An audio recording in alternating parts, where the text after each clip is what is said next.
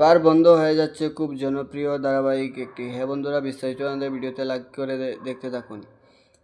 জি বাংলা সিরিয়ালের খুব জনপ্রিয় এক ধারাবাহিক কোন গোপনে মন ভেসে যায় 30 অগাস্ট শেষ শুটিং করে বন্ধ হয়ে যাচ্ছে সেই ধারাবাহিকটা। কেন বন্ধ হয়ে যাচ্ছে তার কারণ হচ্ছে প্রথম টিআরপিতে অনেকটাই এগিয়ে ছিল, অনেকটাই টিআরপি নিয়ে এসেছিল।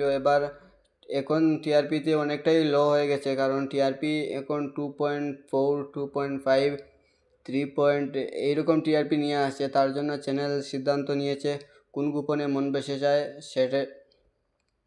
সেই ধারাবাহিকটা এবার বন্ধ করে দিবে। তার জন্য নতুন ধারাবাহিক একটা আসছে,